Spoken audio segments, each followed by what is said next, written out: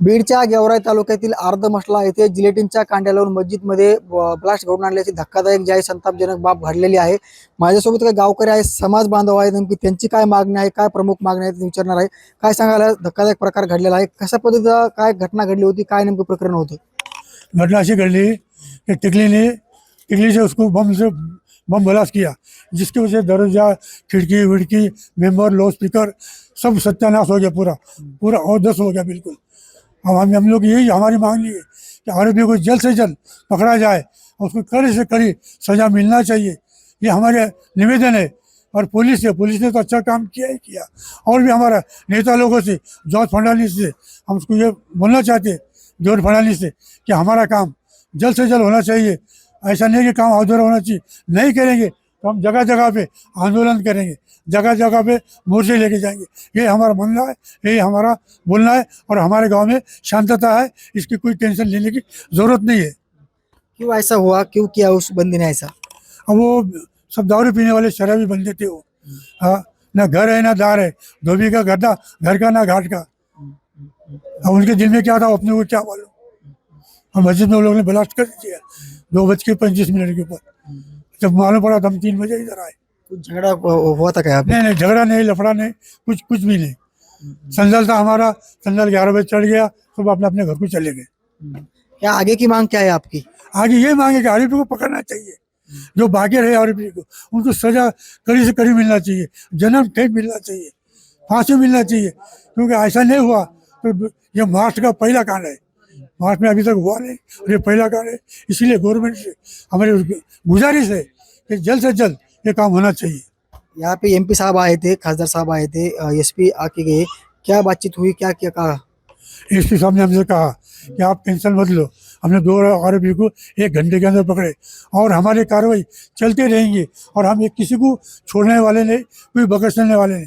खासदार ने हम क्या कहेंगे? कल इतना प्रोग्राम है लेकिन आज ये हुआ है घटना, दुखी घटना है, क्या कहना है आपका? ये घटना बहुत निंदनीय है और ये बातें नहीं होनी चाहिए थी, लेकिन शराब पी के उन्होंने ये मुद्दाम किए जानबूझकर। और मस्जिद को जो है उनका क्या इरादा था, उद्ध्वस्त करने का था इरादा, क्या ये मालूम नहीं, बोल नहीं सकते, लेकिन उन्होंने ऐसा किया जिससे मस्जिद को बहुत बड़ा नुकसान हुआ। फर्शी पूरी तो आपने देखे कि पूरी फर्शी हो गई। और हमारा जो मेंबर है, जो जिस पर बैठ के हम भाषण देते, किताब पढ़ते, वो मेंबर पूरा उद्ध्वस्त हो गया। खिड़कियाँ, दरवाजे पूरे दूर गए। यहाँ से 100 फीट 125 फीट तक पूरे कांच के चारों तरफ फैले हुए थे और उसकी आवाज़ इतनी खतरनाक थी कि 3 किलोमीटर तक आवाज़ चली गई। तो इससे लोग भयभीत हुए। हमारी मांग यही है कि जो आरोपी है उनको पकड़ा जाए और उनके पीछे किसका हाथ है, कौन उनको सपोर्ट कर रहा, इनकी भी तहकीक कर ली जाए। नक्कीच या घटनेच्या पाठीमागे आणखी कोण मास्टर माइंड आहे हे देखील शोधलं गेलं पाहिजे। माझ्यासोबत आणखी काही नागरिक आहे, समाज बांधव आहेत, काय मागणी असणार तुमची? जसं की आमचे वरिष्ठ घरचे नातेवाईक यांनी संपूर्ण आपले मनोगत व्यक्त केले। आम्ही पण त्यांच्या सहमतीने त्यांच्याच पक्षात आहोत की आमचं विषय म्हणजे उद्दिष्ट असा काहीच नाही आहे। फक्त आमचं म्हणणं एवढं आहे की जीव और जीने दो, की ज्या लोकांनी ह्या घटनाला अंजाम दिले त्यांना लवकरात लवकर अटक करून म्हणजे त्यांना सगळ्यात मोठी शिक्षा त्यांना शासनाने सुनावी। आणि उद्या रमजान ईद आहे, त्याबद्दल शासन प्रशासन त्या निमित्तानं की आम्ही सर्व मुस्लिम व मराठा बांधवांना काय म्हणजे नाही का संरक्षण फक्त म्हटलं जाते महाराष्ट्रामध्ये, ॲक्च्युली इथं आहे ना की संरक्षण फक्त नावासाठी आहे, पण संरक्षित कोणी नाही। फक्त भारत देश स्वातंत्र्य झालाय, पण स्वातंत्र्य कोणाला आहे?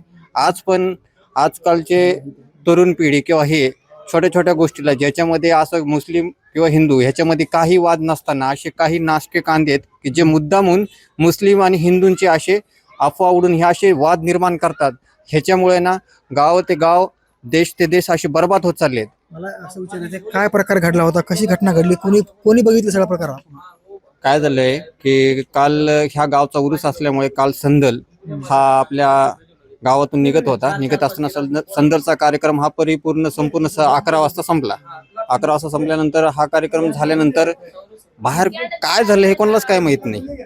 संध्याकाळची तरावीची आम्ही नमाज रमजानची पडलो आणि घरी गेलो। घरी गेल्यानंतर आम्ही आराम केला, दिवसभर उपास असतो माणसाला, उपास असल्यामुळे संध्याकाळी यांचा विषयच नाही काही। अचानक मध्यरात्री 2-2:30च्या दरम्यान मध्ये की स्फोट हा म्हणजे आवाज ऐकायला भेटतो नाही का, आवाज आला मोठा, मग बघितलं कुठं काय झालं म्हणून सगळे लोक पळत आले. बघितलं तर फक्त धुप्पन धूर. काय झालंय, कुणी काय केलं काहीच कळानं गेले. नंतर मग जेव्हा सगळं धूर शांत झालं, पहाटे 6-6:30 वाजता संपूर्ण लोक आल्यानंतर मग कळलं की इथं बम ब्लास्टिंग झाली आहे. मग तिथून पुढं मग पोलीस वगैरे सगळे अधिकारी, वरिष्ठ अधिकारी आले, पंचनामा वगैरे केला, सगळ्या गोष्टी केल्यात. ह्याच्या मागचा उद्दिष्ट काय, कारण काय, हे तत्पणे म्हणजे आज पण आम्हाला सुद्धा माहित नाहीये.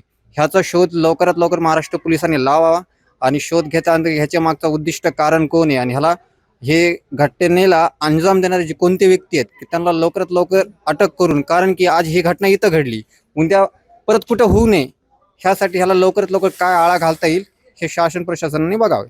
काय बाबा मागणी नक्कीच बघू शकतो की असं दिले बांधव होते. या घटनेच्या पाठीमागे नेमकी मुख्य मास्टरमाइंड कोण आहे, कोणी घडून आणलं आहे हे देखील शोधलं गेलं पाहिजे आणि महाराष्ट्र पोलिसांनी तात्काळ कारवाई केली पाहिजे अशीच मागणी यांची आहे. मुंबई तक योगेश काशीद, अर्ध मसला, बीड.